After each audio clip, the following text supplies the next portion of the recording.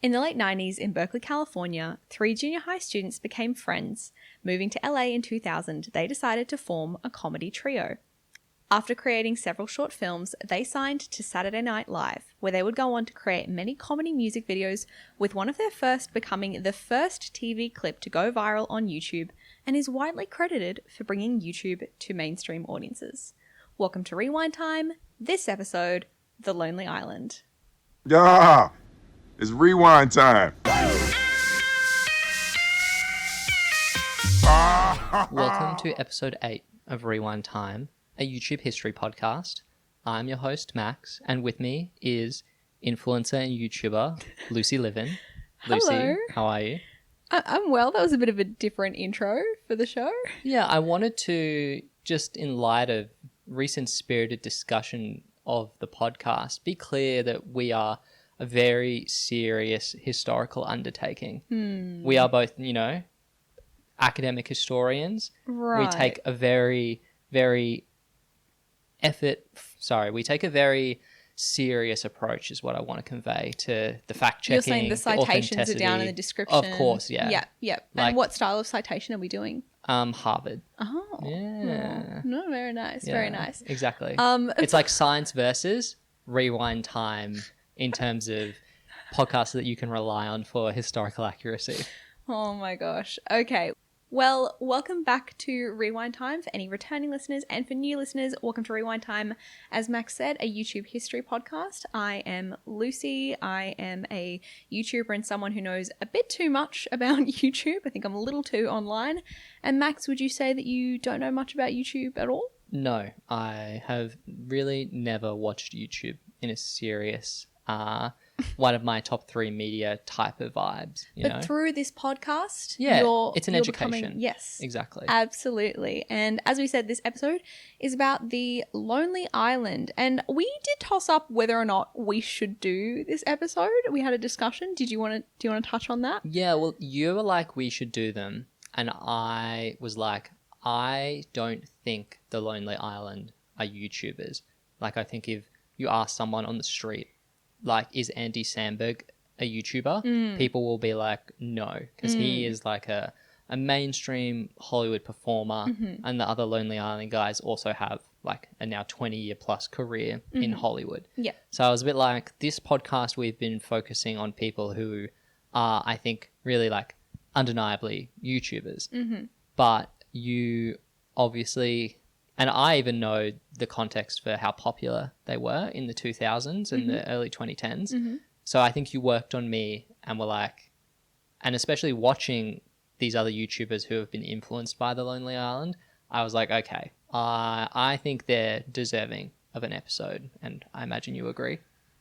Well, yes. And as we mentioned in the kind of intro spiel, they actually do play into the history of YouTube overall as a platform. Like the music video Lazy Sunday was a really early one that The Lonely Island did on Saturday Night Live. If you don't know, we'll talk a little bit more about it. I guess we'll get into it, about who The Lonely Island are. But their really early episodes, went viral on YouTube. Like before, like back in the day, before, TV shows would upload their own stuff to YouTube. This was like only 5 months after YouTube started. So yeah, I mean, like by the time I worked in TV, it was very much like we upload everything we can because the social platforms had started paying content producers to upload at that point. So it was like really incentivized. But I think in the early days, there's like a very antagonistic relationship between like new online media and legacy media, because naturally if you're legacy media and you're selling ads against your product, you go, well, why would I give my product away to a third party, YouTube, to sell their ads alongside and I get nothing? So really like what The Lonely Island did when they joined SNL and sort of launched the like digital short format, which is like basically, rather than like SNL, if you don't know, Saturday Night Live is an American sketch comedy show. It's like the most famous It's ran for like 50 years. Yeah, it's sketch / improv Exactly. comedy. Yeah, but it's performed live. as the name suggests. But yeah, so they do mostly do live sketch comedy, but their Lonely Island stuff is primarily pre-recorded, like you would do, say, a music video, and then they would sometimes broadcast it during the SNL run on Saturday night, or they would upload it to YouTube, and then people would, consume it that way. And it can promote the show, it can have the host in it, it could have the musical guest in it. Honestly, it seems like, from what I've read, they were given pretty much free reign to do what they wanted with these digital videos. Yeah, and I mean, we can see, because we will talk about some of them, but they do also incorporate like celebrity cameos, like celebrity guests, and that would oftentimes be, the host for SNL that week or the musical guest, and they would collaborate with them. And I think we can see as time goes on that the Lonely Island do tend to pull more and more of those celebrity guests in terms of the Lonely Island. So they join the show in 2005. Andy Samberg is, I would say, the most camera friendly. He eventually actually gets included in the performing cast of SNL. I don't think he's ever like the main sketch guy, but he is featured in work outside of the Lonely Island on the show. But the other two members, Akiva and Jorma, they join the writing staff. So they're writing for the show for several years. And we wanted to switch the format up this week to cover the Lonely Island, a bit because of what I said before and how these guys have a long Hollywood career and have been spoken about and covered in those industry areas. I feel a lot of listeners will also be familiar with Andy Samberg through like Brooklyn Nine-Nine. Of course. Extremely popular show, had a viral campaign to get another season, so it doesn't make sense for us to like kind of cover. The Lonely Island themselves have their own history podcast where they are currently like 50 episodes in talking about all of their digital shorts ever. And it's with Seth Meyers. So if you are interested in Lonely Island history, I encourage you to check that podcast out. Friend of the show, Andy Samberg, would appreciate it. Early podcast episodes, we haven't made it to 10 episodes and we're already like, you should go listen to this other podcast instead of ours. Or no, I suppose in addition. That speaks to like, we're pioneering something here. Right, yeah. Except no one's done the history of Ijustine. No, no, actually, we have. Thank you, yeah. Well, that's what I mean. True. But rather than just do a run through of their YouTube, quote unquote, career, we are actually going to approach this by doing a countdown of our top 10 favorite Lonely Island music videos. So Lucy and I have separately devised a top 10 list based on all of the music videos the Lonely Island has released until the present day. And then our idea is that starting from 10, we will count down until we reach our favorite videos. If one of us has a video on our list higher than the other person, we will wait to discuss it until that person has reached it on their list. So for example, if my number 10 is Lucy's number 1, if I say my number 10, Lucy will just say, this is higher on my list, and then we will wait until she reveals when it's on her list. Does that make sense to you, Lucy? Sure does. I hope it makes sense to the audience, but they can't respond because this is not live, unlike SNL. But it's...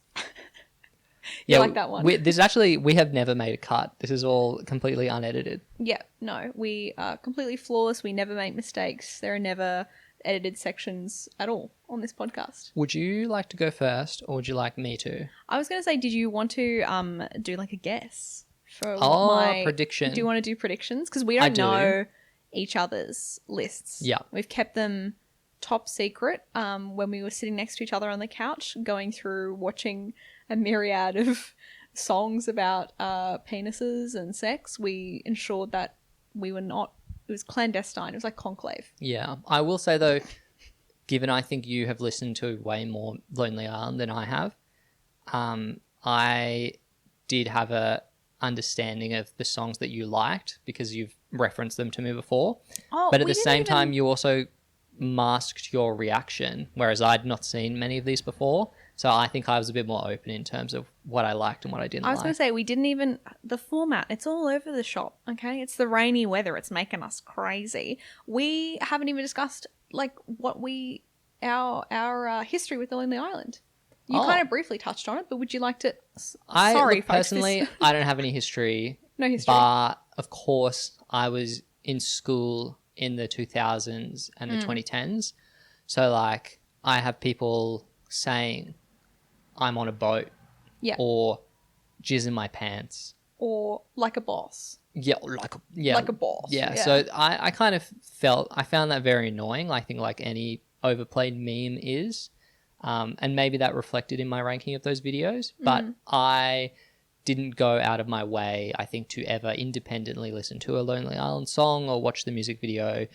The one exception is I have seen their... I think 2016 movie Popstar Never we Stop watched that Poppin'. together though. Yes. Yeah. And I think it's really, really good. Yeah. It would be like one of my favorite American like studio comedy films. I think it's really funny. Yeah, we both really enjoyed it. So yes. But what about you? We're not getting the favorites yet. I suppose that's not the favorite of the spoilers. week. But yeah, spoilers. I mean, look, as this podcast is, a lot of the time I usually am the one having a bit more like, I guess, touch points.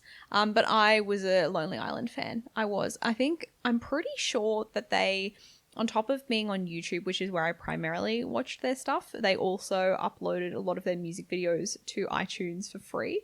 So I had them like on my phone before, or maybe I did YouTube video downloading through like some dodgy browser thing. I feel like they would have sold the music videos. Yeah, I don't know. Look, all I know is that I really like the Lonely Island. I had friends in high school who were big like Andy Samberg fans, really like the movie Hot Rod. I'm not a big fan of Hot Rod personally. It's like not my favorite, but I listened to a lot of the 2011 to 2014 which is when I would have been in senior high school era Lonely Island, lots of it. And also my friends like had younger brothers who were into all of the like more, I would say, overplayed Lonely Island. But yeah, I'm very familiar. So this has been a fun episode. I don't really like the mainstream Lonely Island. No, I don't really like jizz in the pants. I like dick in a box. Yeah, I liked it before it was popular. I like me being stuff. highbrow about the Lonely Island. Yeah. Okay, so what are your predictions? Okay, well, what do you think my number one is? Well, guys. Okay, you want to let you in? Would you like to make a confession?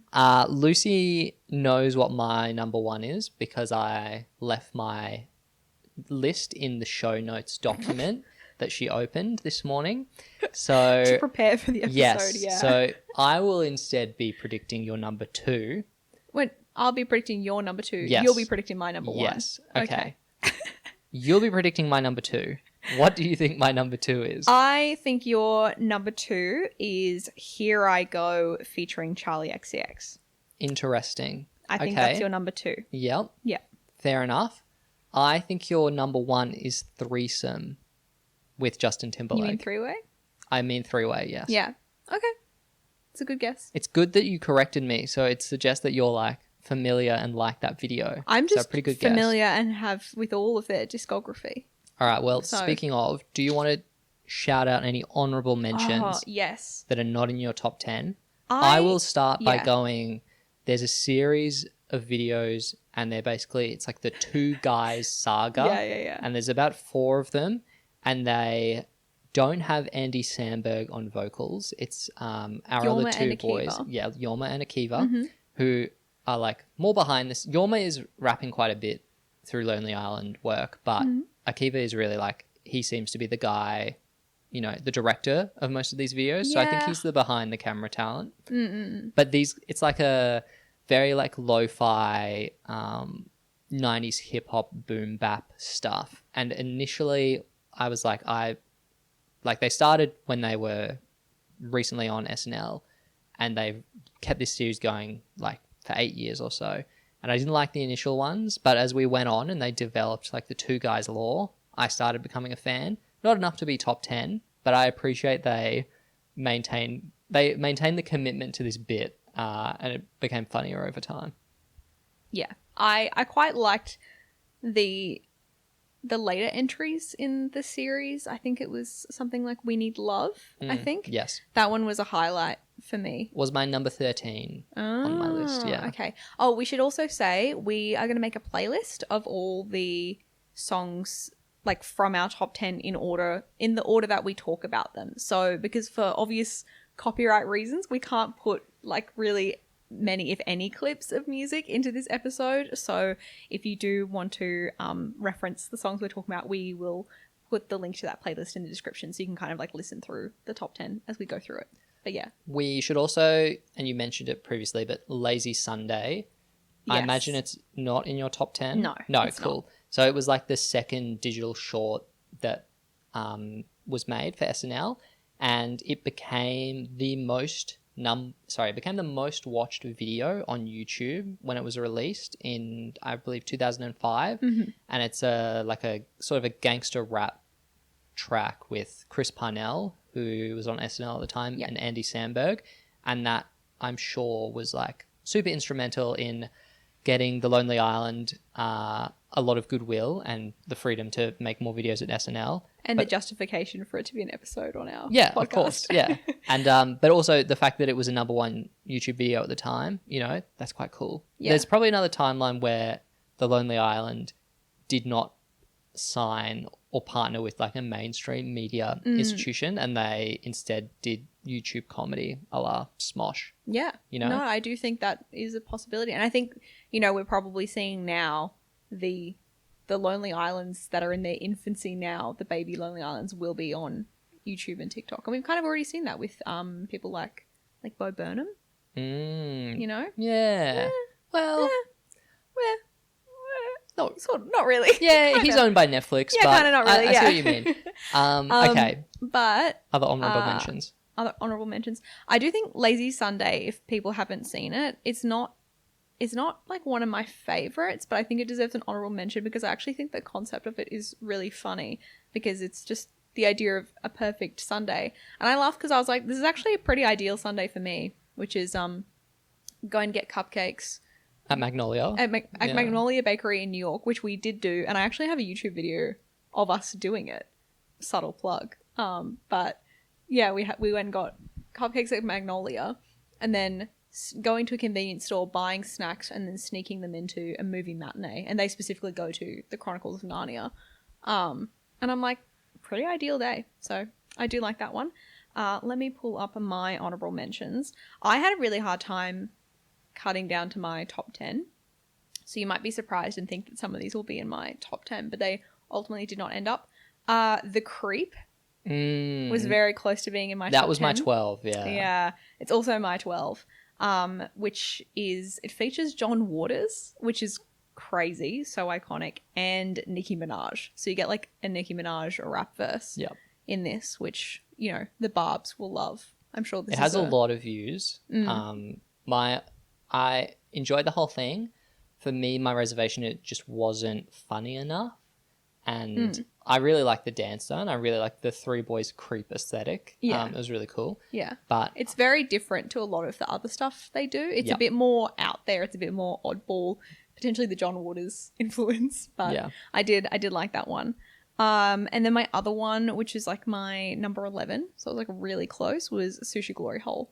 Which is one of the new Lonely Island songs, which we should say Lonely Island obviously starting in like 2005 with SNL, like all the music videos were starting around like 2005.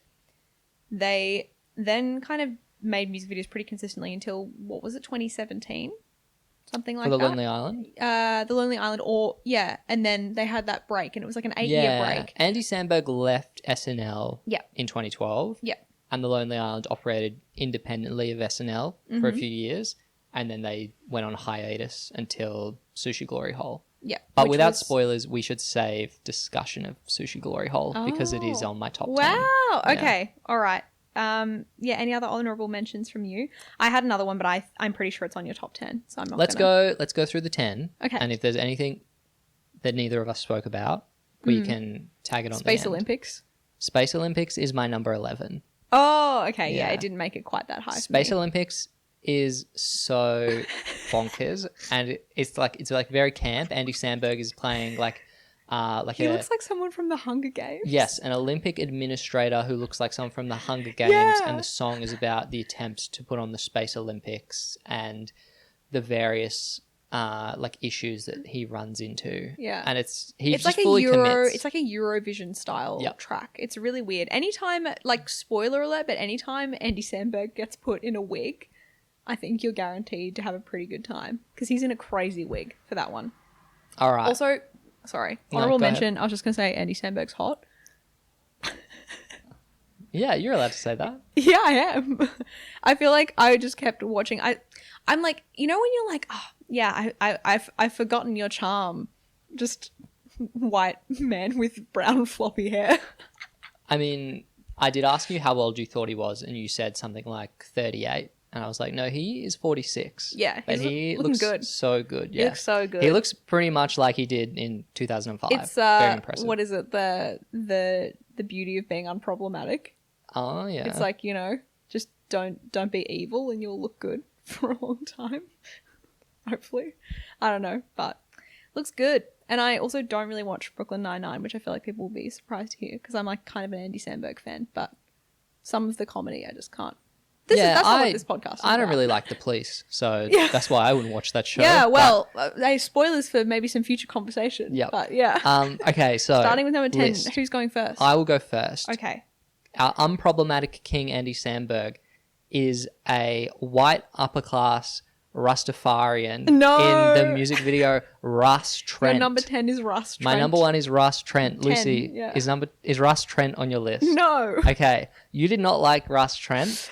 It grew on me, but Yeah. it's really Okay, so- I knew the moment we saw it. Neither of it's this was one I hadn't seen before. Yeah. I knew the moment it turned on, the opening like 4 bars, I was like, this will be in Max's top 10, 100%. So it's like a parody reggae song from their first album, and it was an SNL digital short. And yeah, it's about an Ivy League, like super, like, you know, privileged white kid who thinks he is a Rasta. And this is like a well-worn trope in American comedy movies. Mm-hmm. You see, like, when they go to college, there's the guys playing hacky sack, and they have dreadlocks. They're all white. Like, those people are in Australia, but certainly I don't think to the same degrees cultural and- relevancy. No, yeah, exactly. And basically the song goes through Andy Samberg being basically increasingly embarrassing in terms of, like, he is like saying he loves calling people bald head, which is so funny because you know, he himself is a white man with dreadlocks, but he eventually is fully, like, you know, doing his Rasta song in front of actual Jamaican appearing people, and when he sees them, he of course immediately goes silent because he's like, well, this is embarrassing, and then immediately like springs back into song. You did not like this video. It's not that I didn't. It grew on me because we did revisit a couple of them. We watched all of them through, and then we went back for ones that I think were in contention for us about whether or not they were going to make our top 10. So we did rewatch this one. It climbed up higher in my overall ranking upon a rewatch, but still not quite near my top 10 really at all. It is funny. I think my favorite part about Russ Trent is that he kind of drops the Rastafarian accent immediately. Like, he starts the song with it, and then because he basically is doing like a white, Yeah. like, I don't know how to explain it, but he's just like, he's being like, me is a Rastafarian. Like, he's not trying to do a Jamaican accent, which I think does save this sketch for me. I think if he was trying to do it, it would be. I mean, it's not like, do you remember or do you know about when our recent Oscar winning king, Adrian Brody? Adrian Brody, got banned from SNL for his Rasta character? Yeah. And true. bringing back Rasta comedy like soon after, but This was the thing after is, that? yeah. The thing Wow. is, from They what I should have had him in understand, the video. Adrian Brody was being like, "I am a Jamaican person." Yeah, so that's bad. Exactly. That's not but funny. making fun of white people thinking they are Jamaican Yeah. is obviously funny because the target is Something Yeah, Lonely Island. I actually, a lot of these videos, I was like, maybe some of these will age poorly in terms of like, you know, as we've seen with some of our YouTube friends, a la Smosh, where like, I was like, maybe some of this will like age poorly, but a lot of it kind of doesn't. Like it does hold up, which is always good. They're more on the Neil Cicierega side of YouTube. Look, say what you will about comedy. the lamestream media, but the average quality of a Lonely Island music video, far and above better than the other YouTubers we have watched. I would also say for most of so the far. ones in our top 10, the average budget would also be like 10 times. Fair enough. So Okay, what's your top 10? What's your number 10? my number 10 is Awesome Town, which yeah. the theme song to their TV show. This is kind of cheating a little bit, We should acknowledge this is not It's not technically an official Lonely music Island video. music video. but they did upload it to their YouTube channel as like an extended cut Yep. of a theme for a TV show they did, which was short-lived. Apparently they had a few like TV shows before they got onto SNL, and they all kind of like did a pilot, did like a few episodes, and then got cut. I think they literally just shot a pilot for this. Yeah. Yeah. Okay. There's But no episodes after that. I have a nostalgic love of this because I got introduced to this when I was in high school, and I thought it was really funny. It's in line with kind of my comedy stylings. Awesome Town theme song is kind of like a Sesame Street-esque theme. Yep. They have like, you know, a cast of like the town is with them. It's like a set. It's like a really weird It's studio like the set is like Main Street, USA. Yeah. And then they have like their cast of people, and they're all doing choreography together. They introduce each of the members of the Lonely Island, which is helpful for me. I'm Andy. Yep. Jorma, Akiva, Andy, and they go back through multiple times. I just think there's something about this which, it's quite different to some of the Lonely Island stuff, which is trying to be, you know, parodies of like mainstream pop, whereas this is a Sesame Street parody. It's completely different, but it's so funny. I don't know. There's something about it that tickles me. I had it in my top 10 while we watched, but it fell down to 16 at the end. Yeah, but it's good. There's like a little subversive part sort of in the middle, which I won't spoil so viewers can go and listen to it. But I don't know. I just really like it. And I still feel like it holds up, and I just treasure it a little bit more than some of the ones that were just below my top 10. This one, I think it just deserved a spot. So maybe a bit of a bias pick, but that's okay because it's my top 10, not your top 10. Okay, my number 9 is Shy Ronnie 2 featuring Rihanna. I have this higher. Okay, well, we'll skip that one then. We won't talk about that. What's your number 9? My number 9 is Spring Break Anthem. Wow. Okay. This is not in my top 10. No? I appreciate that this is probably the video you made us rewatch the most. It's 17 for me. I was bamboozled by this upon watching this. So for most of these music videos, I would say for more than half, I had already seen them and I was familiar with them. Especially like 2010 onwards, I pretty much knew all of those. This one I had never seen before in my life, and we were watching it and I was just like, what is going on? So Spring Break Anthem, as the title suggests, is like a spring break song. It's like a rap song. Spring break for international listeners is... you're just explaining what spring break is. Yeah. It's like American college students have what is referred to as their spring break, but they all, Spring Break is the film famously depicting it. They all congregate, I think, in like Florida, Miami. So there's Fort Lauderdale. Oh, okay, here we go. In Florida. It's in the song. Oh, yeah, so it's in Florida. And there's also Cancun in Mexico. So there's like different locations. For Australian listeners, it's pretty much just like schoolies on the Gold Coast. No, but it's not high school students. It's just college people. Students. It's like it's like an annual thing. And yeah, they just basically get really drunk, do drugs, swim in the pool, enjoy hot weather, take their top off. Like that's spring break. It's having a big party. Yeah. And you're in college, so you're in your like late teens, early 20s.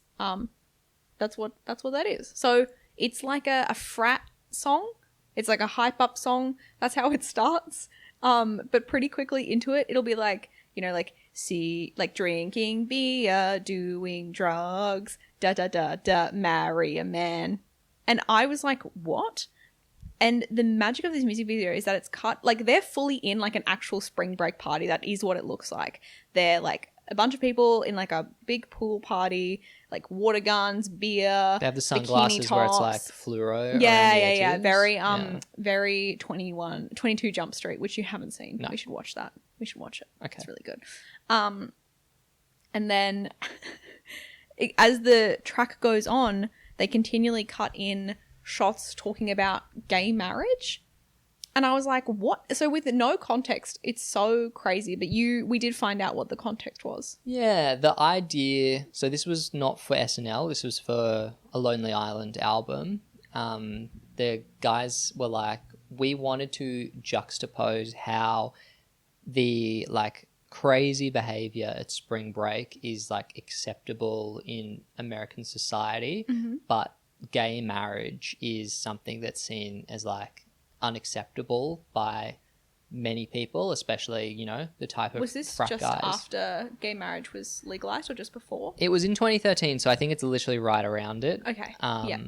But it's, something that's in the conversation. And Andy Samberg here, he's like, I wanted to contrast people acting like animals compared to same-sex marriage, which he is like, it's people who just want to be civilized and have rights and care for each other. And you read that to me and I was like, that is so wholesome. Like such a W for Andy Samberg to be like, this is why we wanted to make this song. And the music video itself has some big celebrity cameos. James Franco, question mark, but also, what's his name? Edward Norton. Yep, Ed Norton. And Norton. And so it's all three of the Lonely Island boys in these really like beautifully They married, there's one shot- more. Zach Galifianakis, is the yeah. final husband. So they're all getting married. And it's like these really beautiful, like romantic shots. Like it's something out of like a wedding video of them getting married, having flowers thrown over them. They're like kissing. It's so cute. And then, yeah, I think the final song, the final lyric is crushing pussy, marry a man or something like that. I can pull it up for you. Yeah, but but it's something along those lines. Basically, yeah, the juxtaposition I think works really well for me. And I think it has a nice message, I guess, which I don't know. Yeah, I just thought it was really good. I'd never seen it before. And I just really liked it. So They that's why. performed it at something called YouTube Comedy Week, if you know what that is. I don't. Wow, too niche for even our YouTube expert. The final lines, promise to cherish, trust and respect him, crushing pussy, marry a man. There's also the two kings holding hand in hand. I just thought that was really funny as well. I don't know. It's just, yeah. It's very, very fun music video. And I think maybe potentially like a lesser known one. So if you haven't seen that one, check it out. I really liked it.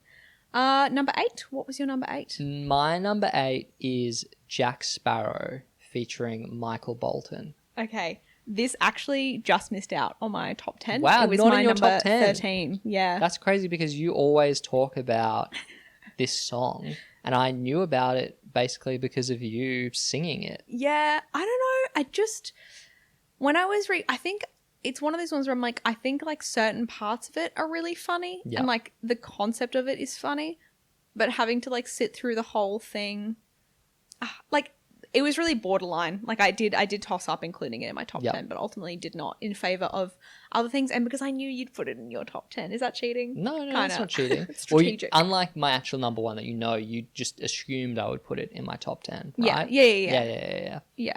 But would you like to explain what Jack Sparrow is? Jack Sparrow, so Michael Bolton, like famous crooner, sort of like at the time they did this video in the early 2010s. Such a random collaboration. Yeah, he's like post his peak, but he's like a legacy artist. And the setup is they're like, Michael, come into the studio, do a song with us, The Lonely Island, because they're doing heaps of celeb collabs at this point. Yeah, and they have albums, which I think we've said, but they are releasing musical albums as well. So that's the premise for the music video. Michael is like, I have a killer hook for you guys. Let's do it. And so the set is like a very typical club sequence. The Lonely Island guys are doing like their normal sort of frat rap about, you know, having sex with girls, my penis, etc. Yeah. And then out of nowhere, it just smashes to Michael Bolton in like on the shore in a sort of in the pirate's mast of a ship. It's like in a linen like he's marooned. shirt. Yeah. He's wearing pirate gear. Wind's blowing. And he hits this chorus, and the chorus is just basically imagine what the big sweeping theme pop song over the credits of a Pirates of the Caribbean movie would sound like. And he just does that. So I'll get the chorus up for you. Oh, I know it. You know? Oh, yeah, sing it for us. This is the tale of Captain Jack Sparrow, a That's pretty pirate good. so brave on the seven seas. And then the boys are like, what? Yeah, they're literally they're doing ad libs and they're being like, what? And they're being like, Michael, no. Being like, what are you talking about? On the Isle of Tortuga. Yes. And the Banger music line. is, I don't think it's a direct sample, but it does very much crib from the like iconic Pirates of the Hans Zimmer Caribbean theme. is like dun dun dun dun dun Yep. dun, dun, and this is like dun dun dun dun dun dun dun dun dun, dun. It's, I would almost say it's a variation on a theme. If we were to get really technical and musical about it, actually, I have some friends who are quite into music who do occasionally listen to the pod, so maybe I'll consult them or get their feedback. But I would say it's like a variation on the theme. It's copyright wise, I don't know how they managed it. I suppose No, yeah, it's parody. They're actually protected. Yeah, it's parody. You're right. They are protected. Yeah. So true. So true. You're so smart.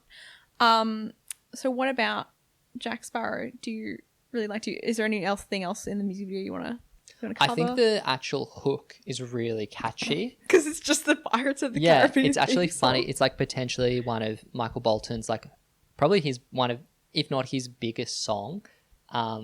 So sincerely, the hook is very catchy.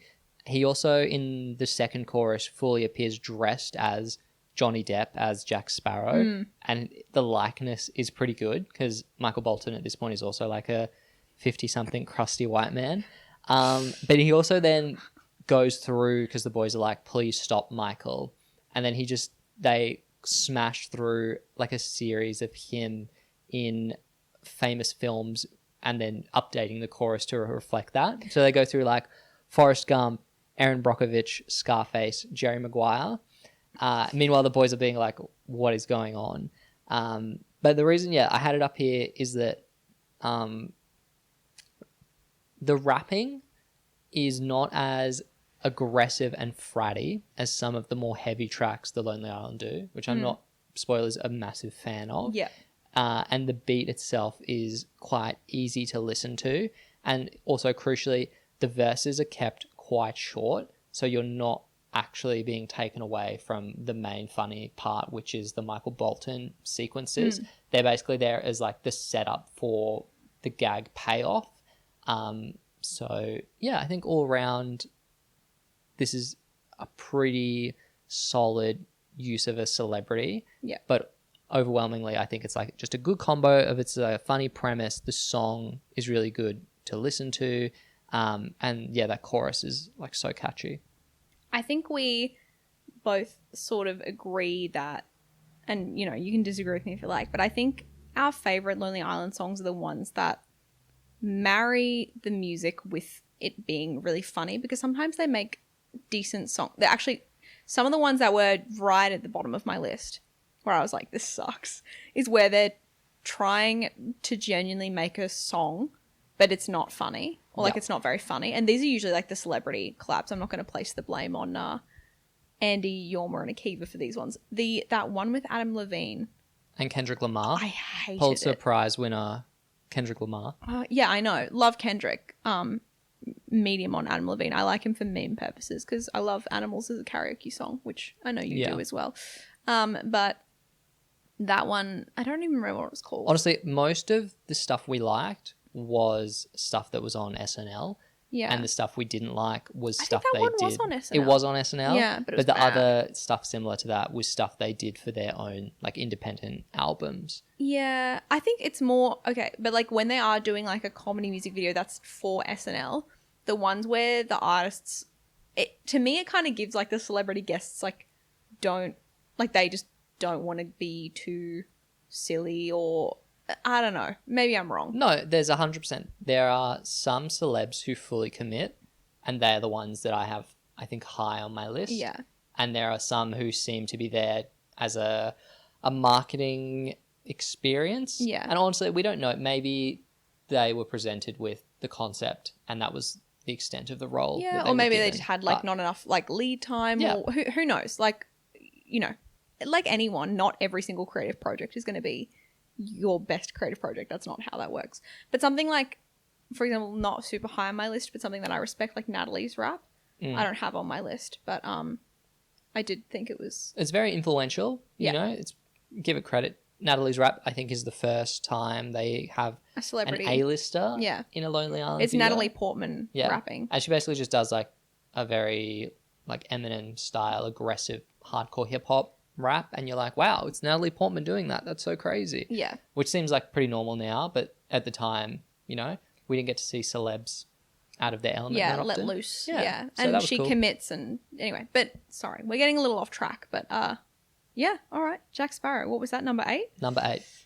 My number 8 is I Just Had Sex. Oh. Do you have that on your list? No, I don't. Okay. I rated that number 18. Wow. Yeah, okay, quite a bit lower. Do not like I Just Had Sex that much. It does just seem mostly like an Akon song, which is fine. I think that's why I like it. Yeah, exactly. But like it just... Yeah, okay. Why do you like it? I nearly didn't have this on my top 10 as well. I feel like probably from my top 8 to 15, I was like, you could really move these around. Like, it's really up for debate. I ultimately put this on my list because I think Akon's hook is so banging, and I think the music video is pretty good. I don't know, just... And I specifically like the little dance that Akon does in, like, the first verse. Or, like, it's the first chorus, I think, where it's like, a woman let me put my penis inside her. And he, like, does a little hand, like, driving the bus kind of motion. It's very funny to me. I think this one does well because it's quite sincere, again, in being, like, a good song. Like, it's a good Akon song. And this also has, like, my more preferred style of Andy Samberg rapping, where he's, like... trying to be like less hardcore and like leans into the fact that he's like a white man in his 30s by the verse where he's like, have you ever had sex? I did. It felt great. It felt so good when I did it with my penis. And I was like, you know what, you're not wrong, I guess. I don't know. I don't have a penis. I think there is like and we can categorize their rap styles, but there is a rap style which is like character first, where he changes the delivery based on, so like this video it's like 2 virgins, so it's like, I don't even think it's 2 versions. I think it's just them being 2 guys who enjoy sex but aren't particularly good at it. All right, okay. I think that's the characterization, which is what my like contention with this song is, because the only thing is the depiction in this music video is that, and like the messaging through it is that they're like, I'm so lucky to be able to have sex with a woman, which is true. Like, they are. But equally, like, the meme is sort of like that they don't seem to be particularly high performers, and it does not last particularly long. And the depiction in the music video is that the two, like, their 2 female companions, which are played by Blake Lively and Jessica Alba, and they're looking, like, disappointed. Like, they're sitting next to them, like, frowning, as they're like jubilantly celebrating that they've had sex. Yeah. And so that's like why the only I think thing. They're virgins. And to pull from the final lines, I just had sex, blah, blah, blah, and I'll never go back to the not having sex ways of the past. Oh, so, and also the thing like lasting 30 seconds, like, wow, I called my parents. Like, it's all very much like I lost my virginity stuff. Oh, okay. But also equally funny if you're a 30-year-old man and that's your approach to sex. I'm sure there are many out there. That was my interpretation, that they, like, you know, just haven't been having it for a while. And then, like, someone's like, sure, we can have sex. And they're like, yippee. Or it's like in a relationship when you move to that next stage. I don't know. I just think it is kind of a banger. I really like the presentation of, like, the whole world is united and singing this song. And I'm like, you know what? It is something that a lot of people can unite on. We do be having sex. I love this podcast as a professional medium for me. Anyway. That's amazing. Okay, number 7 on my list is Dick in a Box featuring Justin Timberlake. Oh, okay. I have this higher on my list. Okay. Wow. We will not talk about it then. What's your number 7? You will definitely not have this on your list, I think. My number 7 is Reba, Two Worlds Collide. Wow. My number 6 is Reba. Okay. So we should talk about it now because that's next. Okay, all But right. yeah, I really like this one as well. I didn't know you like this one Yeah. so much. This is why it's fun to keep it a secret. Because I was like, this won't be on Max's top 10. It's not that funny. Can you tell us about So Reba? Reba, this is another one where I had never seen it before. So I was just... So maybe there is something about like a new Lonely Island song to me. Yeah. But the concept of this song is Andy Samberg as himself. Like, he is playing the character of Andy Samberg, a cast member on SNL. And Kenan Thompson, is that his name, is playing Reba McEntire, who is a country singer who is white with like the red hair. If anyone knows, they're like a single mom who works 2 jobs. That's Reba McEntire. So it's very like kind of like heart and soul, like for the family country vibes. So this song is about Andy Samberg being in a relationship with Reba. Yes. And how their relationship came to be. And two worlds collide is like them. It's like we're collaborating on a song and it's so crazy because we're also in love. And Andy Samberg, am in love with Reba McEntire. Yeah, and it's funny because Lonely Island are working with a lot of famous musicians at this point. So when I saw like the concept of the video, I assumed that Reba would be in the video. The title does say featuring Reba McEntire, Yeah. so I kept like waiting for Reba to turn up. And spoiler alert, she does not. No, she does not it's just turn up. Kenan at the all. whole time. It's just Kenan in a wig. And the like they do the costuming and the wig for Kenan really well. It is just Kenan, like I don't think Kenan's wearing makeup or anything. It's just Kenan in a wig with like you know, a 40 to 50 something year old, like kind of like Dolly Parton-esque, like a country woman. Like he's wearing like a sort of a beaded caftan at points, and it's just really funny. Well, it progresses from Andy just singing about his relationship with Reba to Reba basically Andy starts addressing the fact that, wow, it's so weird that you have all of these masculine characteristics, and of course like we see that's Kenan in a wig. And so he starts doing Kenan starts doing these ad libs towards the back half of the song that I think are probably like top 5 funny things that we saw in this run. The one where Andy says, they say she's a man who found a wig in a dumpster, and then Kenan just ad libs, your friends are smart. I was laughing. It's incredibly funny, and I'd encourage you to listen because they just get more progressively explicit. Where it's like Kenan's Andy's like in denial, hanging like my nuts, and you're like, and it's like, and Andy's still singing like Andy's I love my wife. In denial, he's Yeah. like, I love my wife Reba McEntire, who is a white country singer, and it's clearly. And then Kenan then sings from his point of view and is like, I found a wig in a dumpster, and then SNL star Andy Samberg was like, oh my god, is that you, Reba McEntire? And he just said yes. And that's, I don't know. I just thought this one was an absolute banger. I think this is my favorite, like, feature from an SNL cast Yes. member Yeah. because, and like Kenan, I think now is the longest running SNL member, something like 20 years. So obviously like a pro, but he really carries this role in a way that I don't think the other 2 Lonely Island members would be able to. And a theme throughout my list is when Andy Samberg has like a performance equal. Yeah. It really like elevates. He has someone to bounce off of. Yeah. And that's what I think the best Lonely Island videos have. Me hating Adam Levine gives absolutely nothing. He's just Adam not very. Levine had He's to just not stand very up. funny. No, he's not. No. He's not. Well, he actually is. Animals is a really funny. Oh yeah, sorry. Maroon 5 song. He's not very intentionally Maybe funny. I'm playing on you tonight.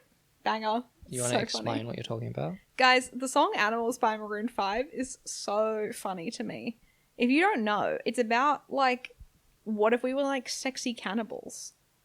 Right? He's like, hunt you down, eat you alive. And it has a crazy line in it, which is, I come alive when I am inside you. He's such a little freak. I mean, we know Adam Levine is a freak from, news and stuff like that. But All right. anyway, what is sorry. your number 6? Me when Lucy don't talk about animals challenge. Actually, would animals be a top 10? No, it wouldn't. Sorry. That was a silly question. I was like, would animals be a top 10 Lonely Island song? No. 'Cause it's No, not. of course not. The reason it's funny is because they're doing it seriously. Anyway, My number 6 Yeah. is Mother Lover. Okay, that is on my list. Yes. So we'll have to hold it. We'll have to hold it. You know my number 6 because it's Reba. So my number 5. Is it my number? Is it No. my turn again? No, it's my turn. You just went. All right. Sure. My number 5 is Sushi Glory Hole. Oh, all the way up in Yeah. your number 5. I mean, it's very good. So do you want to now talk about Sushi Hear Glory us Hole? out, hear us out, hear us out, hear us out. Don't leave, don't leave. Sushi Glory Hole was the first Lonely Island video after hiatus. So it only came out last year, which is why I'm sure some people are not familiar with it. But sort of kind of out of nowhere, really, Andy Samberg just has been, as of recently, much more involved I think with I SNL. watched the episode where it aired. Yeah. Because I've been watching SNL sort of on and off as of recent.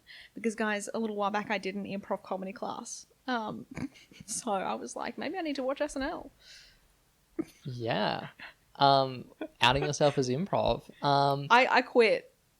No, you just completed level 1. I've completed There's level many 1. levels to go. There's many levels. It's like Scientology in that way. So I've completed level 1, but to ascend to the next level, I have to give them some more of my money. All right, so the video, Akiva and Andy are like 80s businessmen, and they're pitching almost like a Shark Tank board of investors. Maya Rudolph. Maya Rudolph, who is like a Lonely Island cameo queen. She's in so many of these videos. SNL Bowen one. Yang is there, and someone else is there. Who I is think it? I want to say it's Mikey Day. Sure, they don't really matter. Maybe. And they're pitching the concept of the sushi glory hole, which is literally a glory hole that you receive sushi from. And naturally, the investors are not a fan of this idea. But the chorus is the boys basically being like, hear us out, hear us out, hear us out, hear us out. Don't leave, hear us out, hear us out. And they are switching from like the boardroom to the club where the glory hole is, and they go through the examples of when you'd want this glory hole, like you don't like the food at the sushi restaurant, so you go out the back and you get the food through the hole, or you're hungry and when you're out and about and you just need a quick bite of sushi. But the actual presentation of this, the edit, I think is really tight, and it's the same with the other recent video they've done. So I think back in the day, I'm sure once they got popular, they had help from the official SNL productions, but the early digital shorts they did edit themselves. And the song itself is like it's sort of like a smooth 80s pop influenced beat, so it's very listenable. And the delivery, like the whisper rapping, I think is like, you know, it's quite soothing. I think the I don't know. How lyricism do you of feel? this one is also particularly, I think, because it's like such a silly concept. Yeah. So there's some like lyric about the like something fresh fish. You've got the lyrics up on your screen. Fresh fish. What about it? Where do you want me to find it? Is it like, they're just saying things like high quality fish, and it's just like, I don't know, doing rhymes with omakase and like nigiri and things like that. I just think it works quite well to be. The lyricism's really clever. I mean, it opens with sushi glory hole. Imagine that instead of strange dick, you'd be getting a snack, and like, you know, that kind of sells me that I'm ready. Like, You're like, that's I get it, I video, understand. Yeah, they got the elevator pitch down. Yeah. No, I really, really enjoyed this one. I really like Sushi Glory Hole as well. I didn't end up putting it in my top 10 because I don't think for me it like gets.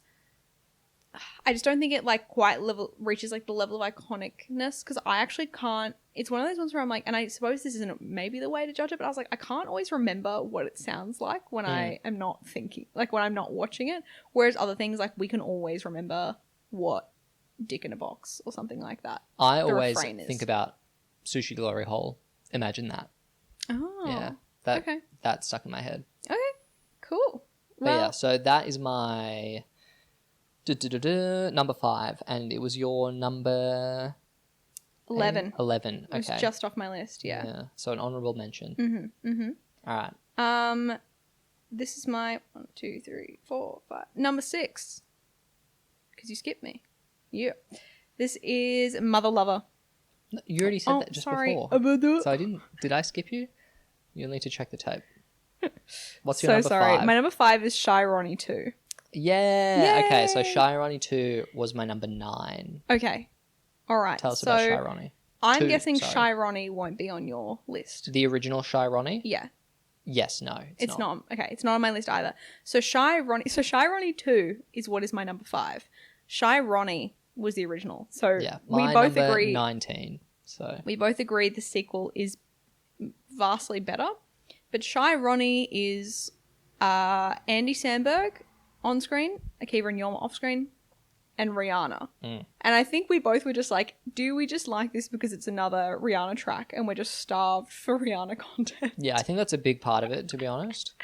Love Rihanna. But yeah, Shy Ronnie 2. So Shy Ronnie, the character, like the setup of the bit is that Rihanna is just Rihanna. She does a big Rihanna chorus. Yeah. And then she hands over to Shy Ronnie to do the rap. Yep. But Shy Ronnie is shy. Yep. And so Shy Ronnie just kind of goes like, and it's like Yeah. inaudible. You can't really hear what he's saying. And then he does this extremely weird laugh, which in the first version of Shy Ronnie, they do like 4 times and it's quite grating and annoying.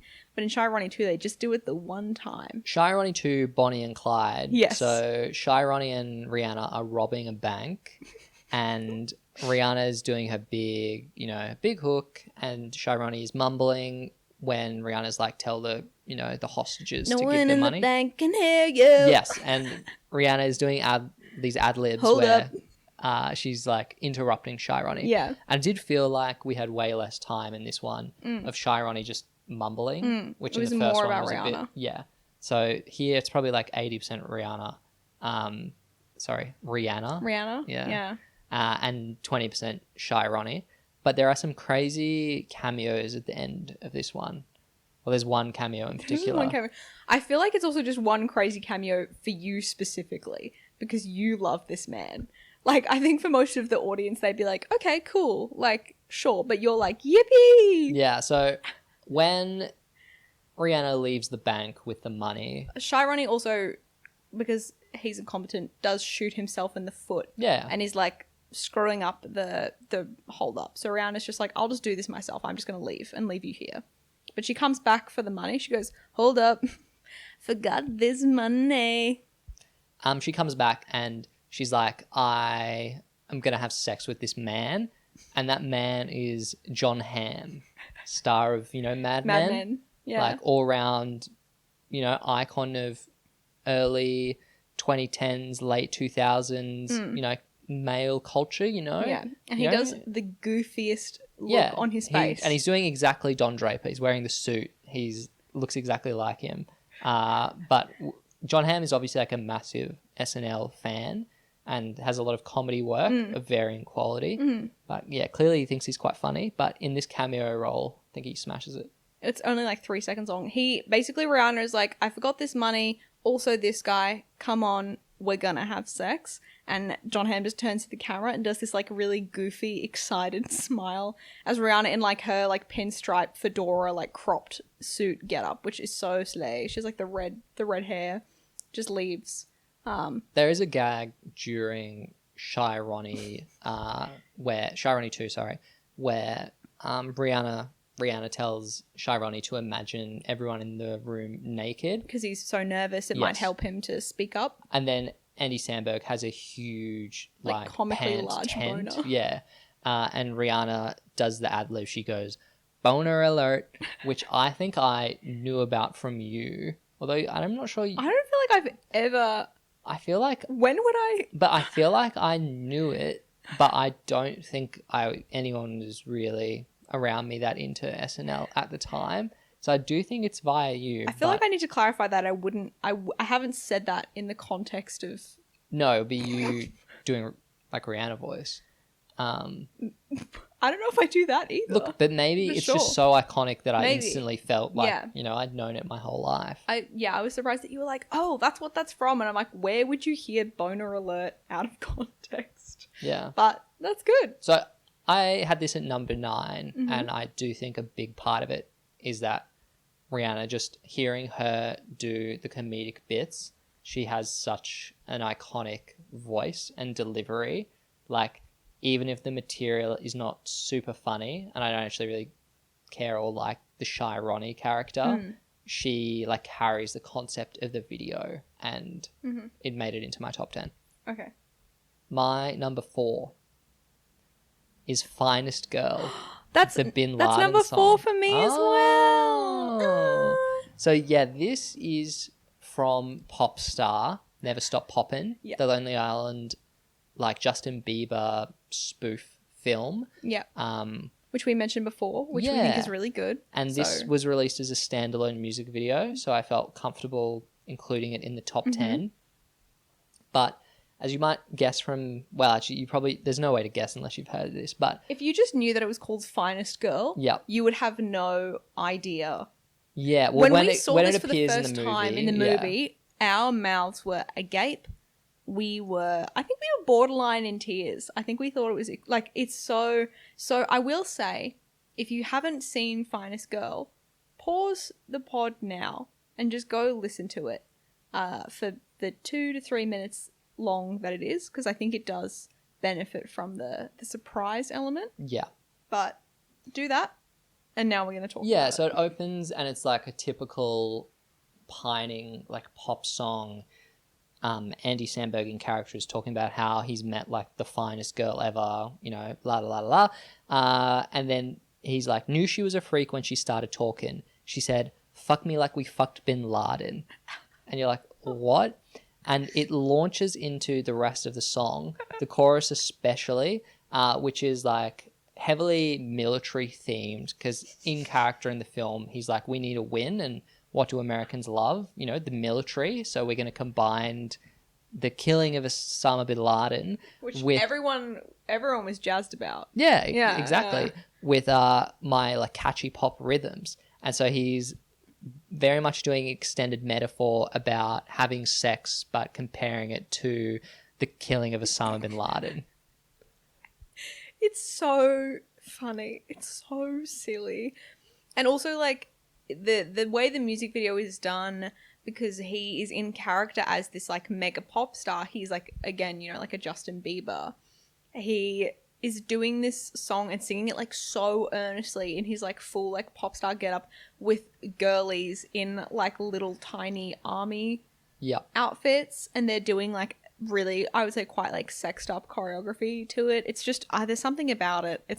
It really bangs. I would say favorite lines or favorite moments is she's harboring a fugitive, that ass. And then what's the following lines after and that? And my justice will be punitive. I'm a smash. And then she asked me to terrorize that pussy. That's the one I think about a lot, yeah. I feel like we started saying that after we saw it, and I think we saw that movie like a couple of years ago now, I think. Yep. And we still reference this song in our household. I think about, harboring a fugitive, that ass. Yeah, I think about it quite a lot, yeah. Fuck Bin Laden. Yeah. It's really a banger. I feel like, what else can you say? I mean, not much. Yeah. Popstar did not do well at the box office. Tragic. Which is a bit sad. Turns out millennials don't like going to the cinema. But definitely one that you should seek out and watch, because I think it would hold up really well. Yeah, it's really good. I feel like they should do... I think there is opportunity with the recent rise in memes online. I think they could do a sequel. Saddam Hussein. You know? Saddam Hussein hiding spot? You're aware of the meme? Yeah, I'm aware. They could do like another take on... Yeah. No? Well, he sort of died... This is my official pitch to Andy Samberg. No, I think... He died much earlier. Yeah. But do like a throwback. Maybe get Justin Timberlake on the track. Yeah. I mean, I did want to... They did do in like 2007 that like a love song to the dictator of Iran. Oh, that one at the sucked. time, and we both really didn't like it. It was really it's not very funny. It wasn't funny. It was very strange. So yeah, I do think it's kind of, and maybe some of our higher ones. Yeah, I think the political comedy has gotten a lot sharper. But you know, yeah, you should message Andy and tell him to do that. I'm sure he'd love it. Yeah. What's your number 3? Ooh. Good question. Let me grab up my list. My number 3 is Dick in a Box. Dick in a Box. Okay. I obviously had Dick in a Box at number 7, but take it away. Step 1, cut a hole in the box. 2, put your junk in the box. 3, make open the box. So you like Dick in a Box as well? Not as much as me, maybe. No. I do really like the Justin Timberlake yes videos. I think he's their best celebrity collaborator. But yeah, I maybe prefer some of his other collaborations with the Lonely Island. We're getting quite high up, aren't we? I think I did also make a prediction off the mic that I predicted that you would have all 3 of the Justin Timberlake songs in your top 10. And this is the original one. I do think, I do enjoy it. I don't want to spoil anything else on my list, but I just think it really hits. And I was sort of like, oh yeah, Dick in a Box, it's a classic Lonely Island song, you know, but we'll see how it holds up after listening to everything else. And it still did. I still was like, yeah, I think it's stronger. Honestly, you could probably swap Finest Girl and Dick in a Box for me. I feel like they're kind of on par, but it's not the top 25. It's top 10. So I had to put it above because I just think it's so iconic. And I think it does get. We should probably explain the concept. Sorry, video. Yeah. I would just say this was written for the 2006 Christmas episode of SNL. Yeah, that makes sense. So the concept is it's Andy Samberg and Justin Timberlake, and they're in like an 80s. They're doing. It's like a 90s. It's a 90s R&B parody. They also have these insane little sunglasses and like facial hair combos. Yeah, it's very R. Kelly. Yeah, they look kind of crazy. R. Kelly, Diddy, The Lonely Island have some choice hip-hop and R&B influences. You're talking about influences. Diddy is actually in one of the songs. He gets a cameo. Yeah, which is it was a very bad song, so let's not talk about it. It was very bad. But they're in this like a get-up and they're talking about, it's the holidays and they have, they're with their partners. It's Maya Rudolph and Kristen Wiig are playing the girlfriends in this clip, and it's like we need to get them something special that conveys all of our love to them. And then the reveal is it's a dick in a box. Like, I'm not going to buy you a diamond ring. It says it in the title, I'm not going to buy you some fancy thing.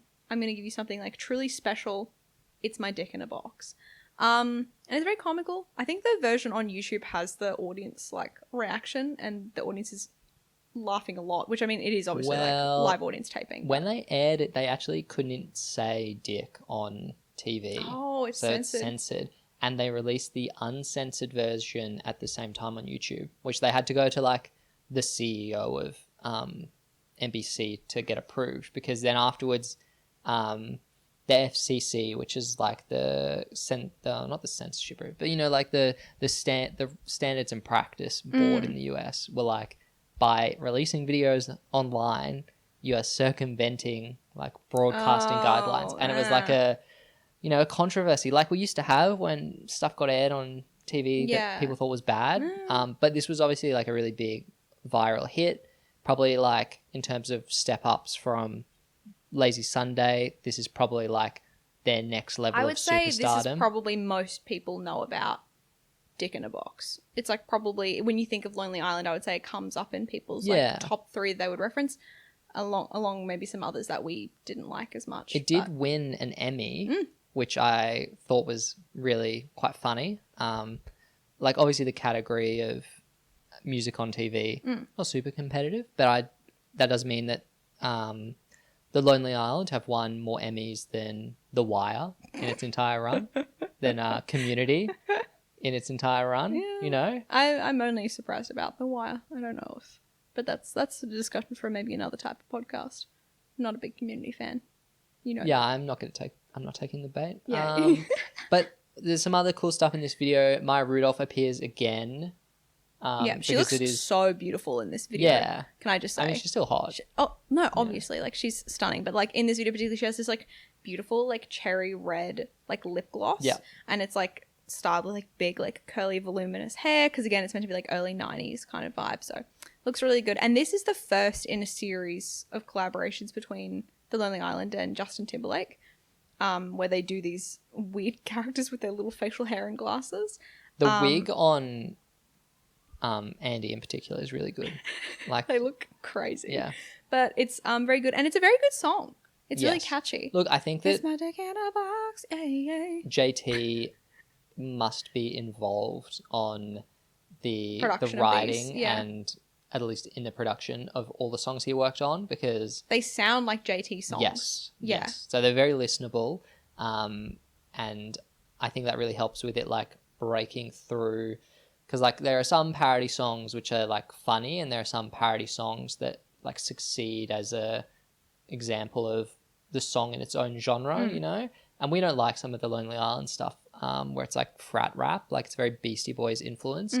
But I think this stuff with JT, I'm not going to listen to it outside the context of recording this episode, but I think it stands along with like the rest It's of catchy. his 2000s work. If Exactly. we were in like if we were at like a party or something, or like a, you know, like it's like kind of like a wedding reception vibe. If Yeah. someone like put this on, I'd be partying for sure. It's a really fun one. So that was my number 3, Dick in a Box. And your number Right. 9. Yes. What is your... Sorry, it was my number 7. Oh, number 7. Yeah. Sorry. I'm getting my numbers mixed up. I'm talking about the numbers. You have no idea what that is in reference to. No. Explain? No. Fine. My number 3 is Jizz in My Pants. What? What? Are you...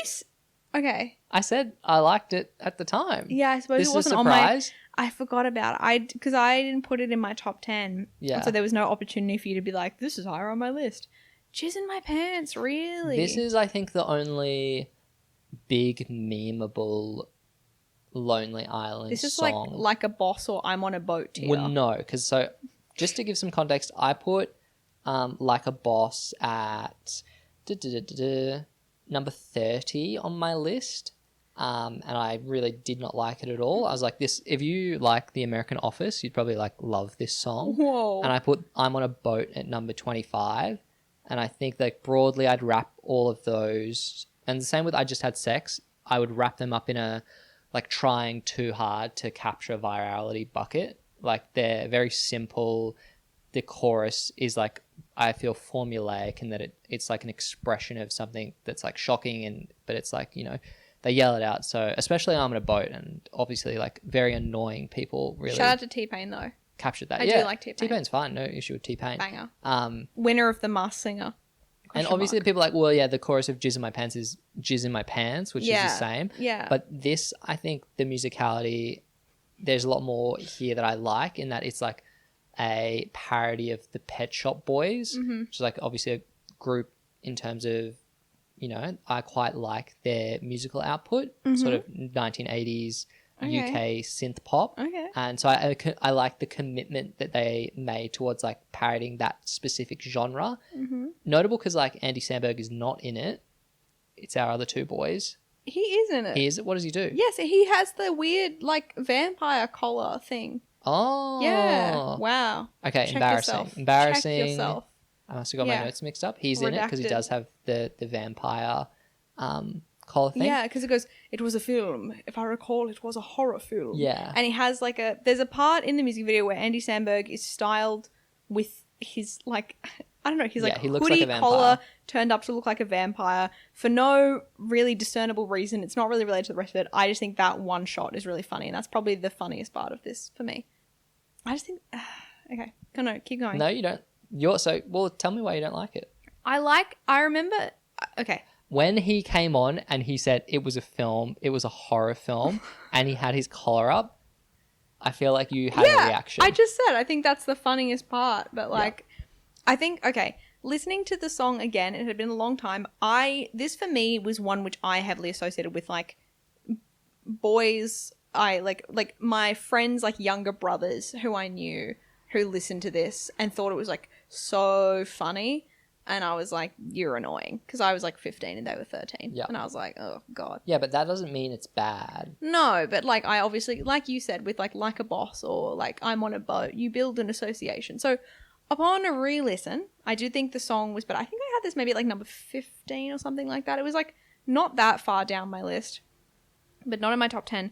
I just think that the gag relies on the funniness of like premature ejaculation, and I don't think it's that funny. And I also think there's like a bit of a like I don't know. I guess it's sort of like in the same like level of comedy as like, again, like you said, I just had sex, or I'm on a boat where I was like, oh, is that funny? I do think the quality of the song is good, I will admit, but I think past the initial like 2 verses where they then like are cutting themselves off to be like, I open a window and a breeze rolls in and I jizz in my pants, I da-da-da-da, and the juice, and it like cuts in, and I get that that's the joke, is that it's more and more like mundane things that cause them to jizz in their pants. I'm loving my internet footprint right now. But like it's just not for me. Okay. Like it's fine. It's good. Probably our biggest split, hey. I don't think it was that far. Well, I suppose this is your number 2? My number 3. Your number 3. Okay. Strange. But yeah, it's Okay. fine. What is your number 3? My number 3 is... I think I just did my number 3. Stick in a box. Okay, cool. Yeah. What's your number 2? All over the shop. My number 2 is Here I Go. That's my number 2 as well, as you predicted. Oh, wow. Yeah. Wow. Okay. So, let's talk about it then. I was like, who's going to take the lead? Do you want to take the lead? No, you can take the lead. I just said mine. Oh my gosh, thank you. Here I Go is one of the most recent Lonely Sorry, Island just songs. before we move on, Jizz in My Pants does have a Justin Timberlake cameo. But he doesn't sing it. No, He's just but in it. he's still present, you know? Okay. Well, it just probably adds to the quality of the song. Don't think so. Okay, sure. I just think it's fine. I just think it's down like with Like a Boss for me. It's in that kind of. Whoa. Yeah, sorry. Sorry, but the one moment in Like a Boss where he fucks a fish is funny. Yeah. Or when they have the clip art of like Andy Samberg's head bombing the Russians. I just think delivering Out of context, the this stuff is so line, strange. Jizz in My Pants in like RP British English is much more pleasant to listen to than the fake Rick Ross like a boss 100 times. Yeah, obviously that's cringy, but it's just very grating. but I think that the progression of that song is stronger because it goes to more places. But I think Jizz in My Pants becomes less funny as the song goes up. So Fair enough. it's fine. Okay. Sorry. Back please, to let us return. Here I Go. Here I Go, featuring Charlie XCX. Charlie XCX, and we love Charlie XCX in this household. We are big Charlie XCX fans. I've seen her live. Have you? I have not. Yeah. Lucky me, I got someone's. my brother had an extra ticket and I got to go. So I got to see her at the Crash tour. Woohoo! Pre-brat. Yep. Just a little brag moment for me there. Me and Charlie. Friend of the pod, Charlie XCX. This is, I think, one of their newest songs. 2024, yes. Second really one recent. back after... It was when Charlie was the musical guest. I think she was on guest SNL. and host. Guest and host. Yeah. Did she do double duty? No? Okay, so she was just the host. Just one or the other, yeah, Okay. I think. But this one was really good. Sorry, I feel like my brain's turning off. This one was really good. It is... Nope, she was double duty. She hosted and performed. Wow. Yeah, so some might say I'm a bit of an SNL head. You might see me on the Live from New York subreddit from time to time. No, I actually don't like SNL, guys. But you were saying? Hateritis. I just think live sketch and sketch generally is it's not very rewarding as a viewer because these guys obviously do a show a week, so they don't get a lot of time to, put the ideas together. But I think that's where the magic it's about happens. Quantity over quality. But sometimes they just capture the lightning in a bottle. But the thing is, you can just watch those funny highlights on YouTube and not have to sit through an hour of less than impressive things. But take me back. Third time.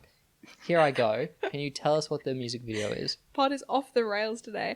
Here I Go is about Andy Samberg being a white suburban dad, I guess. It's not even clear that he's a dad. I think he's an empty nester, to be honest. Yeah. Because he has like grey hair. Yeah, he has they've put him in a wig with like a little streak of grey hair, which is particularly tasty looking. Sorry, that was so creepy. I'm so sorry to Andy Samberg. I love and respect your union with your wife who you love so much. I'm so sorry. I'm appreciating in a respectful way. And it is about him basically being a neighborhood snitch, along with his wife, played by Charlie XCX. Yeah, so the Here I Go is referring to Here I Go, reporting you to the cops. Charlie comes into the video like a third of the way through, basically as like the trophy wife, and she's similarly enthusiastic. She also has a really good wig. Yeah, reporting people to the cops. She looks like really good, but it's Charlie XCX, like she kind of always does. We love her. Yeah. But this, I also had at number 2, so I really quite like it. It's not like a rap song, and I think like the trend is that we favor. They're more pop. Yes. Yeah, we do. Because I think that like the guys have, and like some of their virality is due to this, like with their biggest songs, is they are pretty good hook writers. And I think the hook here is like very classically catchy, like has a big sing-along energy. But I also personally relate to talk about your personal relationship. The thing is, the song could be like really bad because you're like, well, calling the police on my neighbors, like, and it's like a white guy calling the cops, the optics of that, but it's okay because they clear that up really quickly, don't they? And it's like you knew that they were like, well, this is going to be received negatively given like the climate of police relations, in the United States. So they literally include, is it Colin Jost? Is that the Colin guy? Jost. Can you just tell us who he is? Colin Jost is a cast member of SNL, but he primarily / really only does Weekend Update, which is the news segment, and he is also married to Scarlett Johansson, which I only reference because they frequently make jokes on the show about how it's like insane that like ScarJo is obviously very slay, very hot, and they just make deprecating jokes at Colin's expense that he is married to ScarJo and she's like more talented than him. He's pretty good looking, Yeah, he's slay. He's hotter than Ryan Reynolds. Colin, yeah. And he's probably a lot cooler. In this house, we hate Ryan Reynolds. Ryan Reynolds was in a Lonely Island video that we both really disliked, and we didn't even finish watching it. Yeah. We didn't even finish watching Threw It on the Ground. Yeah, and then you're like, Ryan Reynolds is in it. And I'm like, well, too bad. It would have been even lower on my list if we got to the end of it. But the line, Andy's like, I know you're not supposed to do this anymore, talking about calling the cops. And he says, but does it help you to know that who I snitched on was white? And then the rest of his verses, including his chorus, the funniest line when he's doing his big sing-along moment is, I'm reporting you to the cops. I'm calling the pigs. And then he's like, on a fellow white. And it's just Colin being arrested. They also continually then refer to the cops as piggies throughout the song. Charlie, especially, her verse is incredibly... Piggy, babe in the city. Yeah, pig-focused. Yeah, banger. And it sort of ends with everyone doing a bridge into the chorus, and it's like they're on the street of their very like suburban American set with a full dance number with Charlie and Andy leading that. And that's obviously pretty cool to watch. And given you imagine they only had the week to do this, where Charlie was also like rehearsing for SNL proper and her musical performances. Like it's a very professional looking production. It looks really good. Yeah. I love this song. We sang it a lot. We watched it like the week it came out on SNL together. Yeah. And we've been singing it around the house, I think, since then. Here I go. Okay. Banger. The big moment. What is your number one? Do we want to do your number one or my number one first? Because it was my number two. Okay, we'll do my number one because you know it. My number one is Mother Lover. Yeah. Which is featuring Justin Timberlake again. I'm a mother lover. You're a mother lover. We should fuck each other's mothers. Yes. The concept is the return of our 90s R. Kelly style boys, Andy Samberg and really need to stop JT. saying R. Kelly. And they come up with a plan to comfort each other's respective mothers because they're widowed, played by Susan Sarandon and Patricia Clarkson. So two hot older women. And the Certified MILFs, yeah. The song, as the title suggests, involves both the boys wooing the other's mother and showing her a good time. And it is broadly, obviously it's very funny, but also quite a sex positive, progressive viewpoint, like your Spring Break anthem. But I like it naturally as well because it is another very Justin Timberlake 2000 sounding track. It's a banger. It's so good. JT brings the heat, the production. He does these crazy riffs where he goes like, "It would be my honor to be your new stepfather." He does like full JT, which makes it so much funnier. Yeah, he also has his like singing style. And you know technically more about singing than I do. But he has the ability to, he has a lot of range, but he doesn't lose his enunciation. So yeah, he does good falsetto. Yeah. As like a comedic or like even like a musical theatre performer, that's like really important because like the words matter more so than if you're just purely a musician, where like there are some musicians you don't even know what they're saying, but it's about like cultivating a vibe, you know, like the voice is an instrument. Yeah. You know what I'm saying? Yeah. Yeah, cool. No, you're correct. Yeah. Okay. I just didn't want to, speak out of my depth on, performance, musicality. I mean, yeah, Justin Timberlake has a, not addressing certain behaviours of JT, which we've steered clear from talking about, but speaking strictly on his... He's not cancelled, is he? I'm giving Shy Ronnie. Oh. Me when I have to talk about JT. It's the first JT video is literally like 20 years ago almost. It's so crazy. And he kind of still looks the same. So yeah, the magic of Hollywood. So Mother Lover. Yeah, which one? That was like my number. I think I had it higher than. Oh no, I didn't. I had it a little lower than Dick and Box. I had it at number 1, 2, 3, 4, 5, 6. My number 6. I really like Mother Lover. I think the music video for this also is extremely funny because the way they film it, they get the two ladies to wear like sunglasses and do like 90s style like music video posing around what seems to be like a public park, and it's really weird and I really like it. And especially the bridge where it goes, "It would be my honor to be your new stepfather. It would be my honor to be your new stepfather." Kind of funny. Yeah, this also Emmy nominated and was a big viral hit. Released the day before Mother's Day 2009.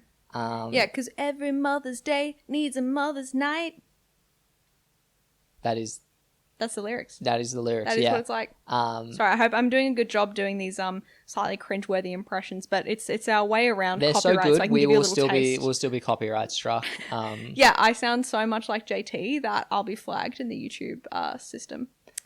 All right. This episode will never see the light of day. Mother Lover. You're number one. I predicted that it was going to be threesome.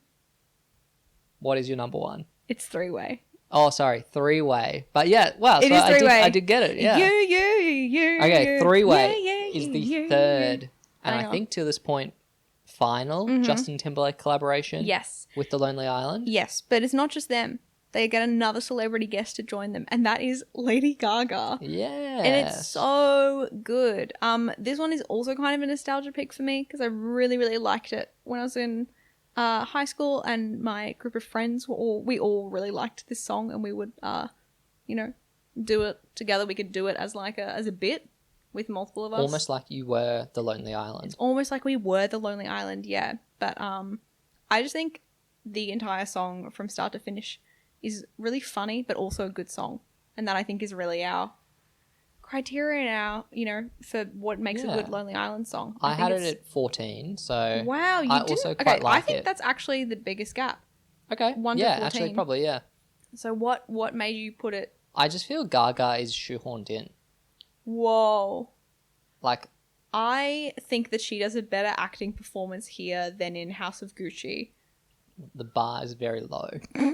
I just think that Mother Lover, given it predates it, and there is I just don't think that three-way which official title, three-way brackets, Golden Rule. the Golden Rule, Yeah. brackets, is as... I have to give more points to Mother Lover because it did it earlier and I think it did it better. For me, I'm like, I think this is the culmination of their collaboration. I think it's the best one. Obviously, it's my number one. Can you explain what the Golden Rule is for the audience? The Golden Rule is essentially like, well, the lyric is it's not gay if it's in a three-way. Yeah. So it's about how you can, if you're having sex with a woman in a three-way and another man is there, then that's not gay. Which, true. Well, I mean, But I not think really. there's nothing gay about having sex with a woman. So, yeah, fair enough. But also, like, the kind of the joke of the video, sort of in the middle, it is revealed that as they go in, they are both meeting up with a woman to enjoy relations, and then they realize they're both at the door, and they're like, "Hold up, player, what are you diggity doing here? I should diggity ask you the same." Lady Gaga invites them in and says, "I hope that's okay. I want to enjoy my time with you both." But then there is a bit of a bit where after they're singing the chorus, Lady Gaga has just left and it is just JT and Andy Samberg in the bed, and Gaga walks in on them while she's eating a bowl of cereal and she's like, "You guys are still here?" So obviously, yeah. I also think there's a really good line here, which is this rule dates back, the Golden Rule, to ancient Greece, talking about Caesar. I think that is a really banging line. It is funny. It is funny. It's true. What do you mean? The Romans be... Well, the joke, I think, is that they're talking it's about... ancient Greece, yeah, sorry. But Caesar is not Greek. No, I just... Oh. Yeah. Oh, yeah. So it works in multiple ways. Talking about Caesar. Yeah, mate. Okay. All right. Sorry. Just didn't know my ancient Romans, my ancient Greece. I am from ancient Greece. So that's it for top 10. Woohoo. We didn't talk about some of the big ones. I'm on a boat. Yeah, well, I Like a talked about boss. negatively. Do you like I'm on a boat? It's fine. Okay. Like, yeah, it's funny when you're on a boat to do an Instagram story and put the music song I'm on a boat, because, like, you are. And that's kind of the funniest thing about it. Don't think that's funny, but I beg to think differ. it's come back round where it was, like, not funny for a while, and now I think it's, like, funny again, ironically. If I went on a boat, if I, like, went on the Sydney ferry and I put a story up and put I'm on a boat, especially if it was, like, a normal picture of me standing, and then I put the song I'm on a boat, that would be funny. Give it a go. Probably not. Yeah. You know what? I will. I'm Okay. just not on boats very often. But if I was to go on a boat, I would do that. It'd be kind of cringe. It's a level of irony that I'm operating on, which is extremely high IQ. Lonely Island Legacy. What are your thoughts? Well, for me, they've already created such a legacy. Obviously, my number one song for them is not one of their more recent ones, but their recent songs have crept up to the top. I think mean, they've only had 2 recent songs. I know. There's also 3. The SNL 50 anniversary It's technically one. not on the Yeah. Wikipedia page, but it's called, like, Anxiety, which is anyone who's ever worked at SNL has anxiety. And I do think that one's really funny. It is having a moment at the moment because of it's way worse than working in a coal mine. That's where that meme is from. If anyone I didn't didn't know. know it was a meme. You didn't know it was a meme? No. My millennial boyfriend. You didn't know about the can you take a picture of your pussy, turn it around 5,000? You didn't know about that meme until like a week ago. That was so scary the way you just did that. No, but I think, what does that say about your TikTok feed? I mean, It is really funny meme, target though. of the meme is those type of men. So much like the Lonely Island, I'm on the side of It's way worse than working in a of coal mine. mocking, toxic masculinity. Sure. I actually saw people for the 3-way. There were like actual paid journalists who, when writing about it, were like, "I'm not sure about the perspective of this song. Are the Lonely Island saying that being gay is bad?" And it's like, no. But that's why I think their comedy holds up so well, because they're not saying that in the song, because they're not playing serious characters. They're being like these like silly like pickup artists, like 90s style, like what's the word for someone who's like... Well, I mean, the joke is on men who are like Yeah, like basically the Romeos. Yeah, and- the joke is on people who are like uncomfortable with their sexuality, not on actual gay people. Yeah. Yeah. No, exactly. But yeah, so I guess to answer the question, I think they really honestly are probably the landmark creators in musical comedy. They're kind of like the benchmark in terms of what success looks like in that space. Yep. And tie it back in about how mainstream media and YouTube kind of have that connection, because their YouTube views are crazy. Some of the highest we've talked about on this podcast, actually. I think, yeah, they've got like 150, 180 million on some of their most popular tracks. So, you know, and it's also where kind of YouTube is what helped legitimize them in the eyes of, I think, SNL, in terms of, okay, like this played well on the show, but we can see that it's had legs online, which means that there is a wide audience of people who enjoy them, those people who will maybe watch the show. Let's do more sketches with The Lonely Island. Like, let's have them more leeway and like trust them to do what's funny.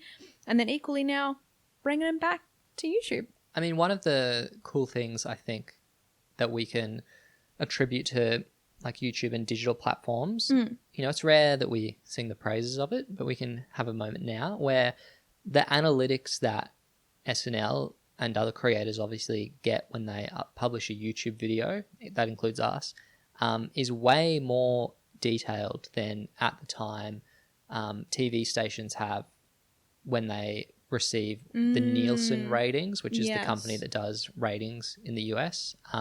Where basically, like, to be a Nielsen contributor, from my understanding, you sign up and they like send you a box, or you like fill out a diary of like the TV shows you were watching. And so in the 2000s, when like there was big online communities for shows like Community, and people will be like, well, like I watch this online, so my view isn't reflected by Nielsen voters who are like traditionally much older people. And so the TV networks would really have a problem, because like their advertising desirable demographic is like 18 to 39, but all of their Nielsen people are old, basically. And so they are greenlighting and cancelling shows based on this data, which might not necessarily reflect the preferences of their desired advertising demographic. Well, plays right back to Andy Samberg later on in his career having Brooklyn Nine-Nine, which was like had such a massive fan community and fan following, getting cancelled, and that online campaign to bring Brooklyn Nine-Nine back. So I do think it speaks to the importance of your community and building that community out of just necessarily like one space. Because they could have easily just been like, we're not uploading any of this to the internet because it's on, like, it's owned by SNL, it's our property, we're not going to upload it. But they chose to, and that is what. And I think honestly this is what would lead to the current SNL strategy where they upload everything to YouTube. And like 100%. a lot of shows do that now when they clip it up. Because if it's like, if your content is topical, like it doesn't really have a shelf life outside of the topical era. And that's actually where The Lonely Island is a pretty savvy investment for SNL, because like a song is so much more reconsumable than a comedy sketch where you already know the jokes. And how do you make money on YouTube? By view time. So, you know. So true. You're learning so much. I know. Yeah. Ask me about Legacy. Legacy question mark? For The Lonely Island. Legacy question mark, Lonely Island question mark? Yeah. I really like how The Lonely Island create original songs. Because so I think like all the parody for the most part we've heard so far, there has been some original musicality, but it's all very bad. And then some of the parody songs are actual parodies of existing songs. And so like the Weird Al style. And I don't mind that, but it's much harder. But I think the reward is much greater when you do like an original song, essentially, and don't just basically riff on an existing song's popularity. And I think that, like we saw with those YouTube views, like the rewards are way greater, because like if you're going to listen to you know, I Just Had Sex, Mm. you're listening to I Just Had Sex. Unlike, say, I want to listen to TikTok by Kesha, I'm not listening to the Midnight Beast parody song. Do you remember that one? Speak for yourself. Yeah, well, some of us I had maybe that are. on my iPod. But like, it's the same with like the Weird Al stuff. It's like, well, you know, I'm probably never going to listen to Weird Al's version over the original. Oh, okay. But when there is nothing specific that's parodying, when it's like an original song, I'm still not going to listen to parody music in my free time, but I would be more inclined Here I Go to isn't listen on to... Spotify, and people are upset about it. I was just seeing Really? that as I was researching for this episode. The one with Charlie XCX. People are like, why isn't this on Spotify? Because that's like, obviously it's got Charlie XCX. Yeah, it might be a label thing. 'Cause Maybe. Lonely Islander have an actual label. Maybe. Or Maybe. Charlie's label. Yeah, Anyway, maybe. Don't know. But no, It's on YouTube. So true. And if you have YouTube Music, you can listen to it. Mm. So just get yourself sorted. But I wanted to posit my theory that, well, it's not really a theory. I think we can pretty much say this is pretty much the case because we can tell that SNL as a wider like TV show has been influenced. But Jack Sparrow and The Legend of Zelda rap by Smosh came out in like the same time period. I'm not exactly, I'm just pulling it up quickly on my phone. They're around the same time. I don't know which came first. Crazy if The Legend of Zelda rap was first, but equally, like, obviously The Lonely Island have made lots of music videos, but I do think SNL / Lonely Island are a major influence on Smosh. I wouldn't be surprised if they've acknowledged that somewhere. I think they're an influence on really Most. all of the comedy creators. Well, I think that's what it is, though, in terms of, and, you know, not to be like, these three white men are true representation on TV, but in terms of, like, if you are lucky enough to make it mainstream, then, yeah, you will obviously have a wider audience and be able to influence children. To be honest, though, the talent of tomorrow. We say luck, but I do sincerely just think that the three of these guys are funnier and smarter than the YouTube creators that we have covered so far. Well, The content, like maybe it's a case that they just didn't release as much because they didn't have to because they had more stable career. Isn't but it like a these a Lonely mix? Island videos are way better as a collective than the comedy creators that we've watched so far. Some of the lesser enjoyed ones for us, I'm like, I don't know. Yeah, look, I'll give you The floor that. is way higher. Sure. Yeah. I'll give that to you Okay. broadly. But I do think it is a case of, like, they just were earlier. Like, they are older than Smosh by, like, quite a bit. So when they were already doing this, Smosh were, like, still in middle school. And I do think it is also a case of, like, opportunity, like, begets experience, which gets you more opportunity. Like, if you are able to be on SNL in 2005 and start making very, like, low production videos and those start to do, like, obviously, yes, they're talented and I don't want to discount that at all. But if you get your foot in the door in that early way, which they did, of course, you're going to get more opportunity through being paid, budget, whatever else, to practice and hone your craft. 100%. Yeah. Do we think the Smosh movie will be better than Popstar? No. Agree. What about Agents of Secret stuff? No. Fair enough. But was the budget for Popstar like probably Yes. 10 times the amount Yes. for both of those? So, while it won't make the YouTube movie list, in our hearts, it would be number one. Yeah. Cool. Well, that's episode 8, The Lonely Island. If you're a Philip DeFranco fan and you're still listening at this point, sup, you beautiful bastards. We do a bit at the end where I ask Lucy and she asked me what we're subscribing to this week. So, Lucy, what are you subscribing to? I didn't have one prepared, so I'll just talk about the movie that I fell asleep to last night, That works for me. which was Sydney White, which is a Amanda Bynes movie from like the mid-2000s. It's a Snow White interpretation. With the recent release of the Disney remake of Snow White, I was like, what's another Snow White? Sydney White, which is... Yeah, I saw that on the player when I opened your laptop, and it's pretty rare. I literally was like, I have no idea what this is. I have never heard of this movie. And ever. you know what? Bring back like modern fairy tale retellings because they are such cozy, comfy like movies to watch.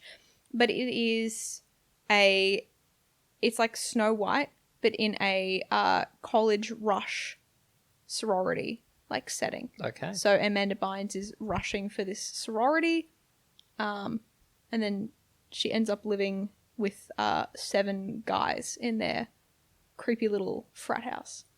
Oh, okay. So they're not actual dwarves. No, they're So just it's actually 7... more progressive than the Disney recent Well, you know they're adaptation where they CGI. changed it. Yeah. Yeah. Based off criticism. Yes. Wow, Yeah. crazy. But Rachel Zegler's not there, which is sad because I do like Rachel Zegler. But Amanda Bynes is there, which is good. She's very good in some of her early stuff. And I will probably finish watching it this afternoon because it's very rainy and it's a very cozy, chill movie. Cozy maxing. Yeah, cozy maxing.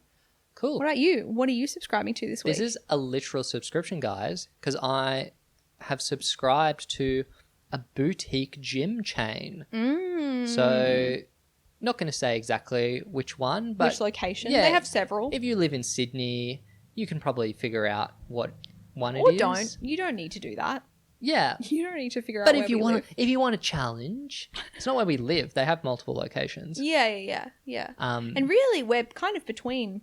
Anyway, we're not going to give you coordinates, but Look, I was going to Plus Fitness, which is like a nationwide sort of cheap gym chain. I think like it's not quite Anytime Fitness in that they don't lock you into a contract, but it is a case where they're like, we have so many locations and you can use your pass at any of them. And I'm like, but why would I ever use my pass besides at the one that I live closest to? you're not just using this They're segment all to the air your same. grievances No, about platform. but I was in like the $20 a month, sorry, $20 a week gym tier, which in Australia is about the lowest you can get outside of sort of contracting for longer or having an employer subsidize your gym membership. So when this new location of this boutique chain opened, I signed up for a 1-year contract, which I've not done at a gym before, but it was to secure cheaper pricing. So I got a pretty good deal.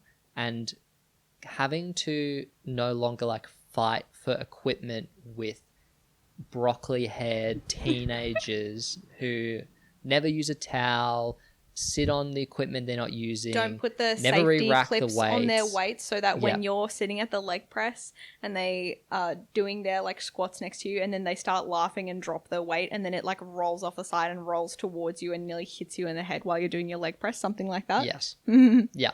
So yeah, also like the roof wasn't repaired in the gym for ages. Basically over summer I was like, my main attraction to the Plus Fitness that I go to is that the aircon is really good. It works, yeah. Yeah, and it's pretty low bar just to, like my office has aircon and I don't have to pay to go there. So They pay you to go there, exactly. actually, yeah. And so like new location has opened, new gym, it's pumping. I have a class membership for the first time. So I went to spin yesterday, which was like, if you think the audio quality on our mics is bad, imagine like British working holiday visa gay screaming instructions at you and the gain is like 100% and it's like clipping.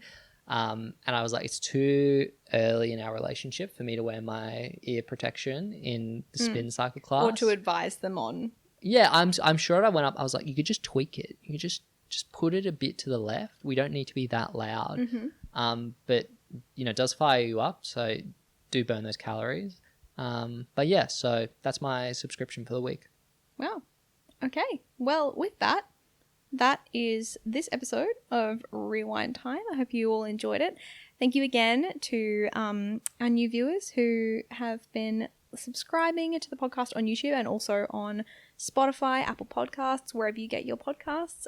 We do also really appreciate if you want to give us a little review, if you have been enjoying the pod so far, if the back catalogue is living up to your expectations, then giving us a 5-star rating, if you please, will really help us out and make sure that people who really need to learn more about niche YouTube history are served our pod.